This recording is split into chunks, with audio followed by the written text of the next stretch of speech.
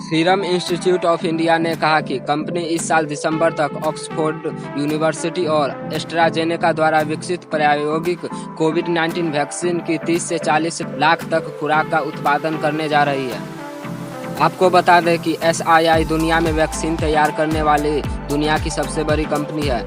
इसने ऑक्सफोर्ड विश्वविद्यालय द्वारा विकसित प्रयोगात्मक कोविड-19 वैक्सीन को बनाने के लिए बायोफार्मास्यूटिकल कंपनी एस्ट्राजेनेका के साथ पार्टनरशिप की है। SII के मुख्य कार्यकारी अधिकारी आधार पूनावाला ने कहा कि कोविशील्ड पहली कोविड-19 वैक्सीन है जिसे UK और भारत दोनों के परीक्षण सफल होने पर उन्हें लॉन्च करने की उम्मीद की जा रही है।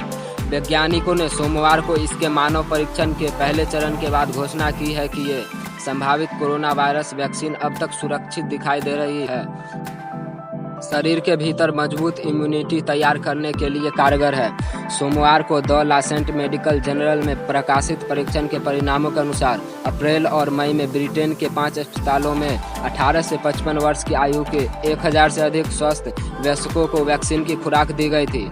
वैक्सीन को कोई गंभीर साइड इफेक्ट नहीं दिखाया और इनकी 2 खुराक प्राप्त करने वाले लोगों में अच्छी प्रतिक्रिया देखने को मिली।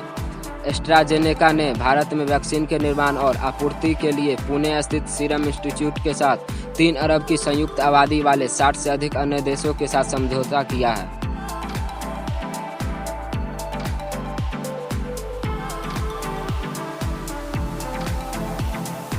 वैक्सीन की खुराक पूनावाला ने कहा कि इस साल दिसंबर तक ऑक्सफोर्ड यूनिवर्सिटी और एस्ट्राजेनेका द्वारा विकसित प्रायोगिक कोविड-19 वैक्सीन की 30 से 40 लाख खुराक का उत्पादन किया जा रहा है। हम अगस्त के मध्य में बड़े पैमाने पर तैयार करेंगे।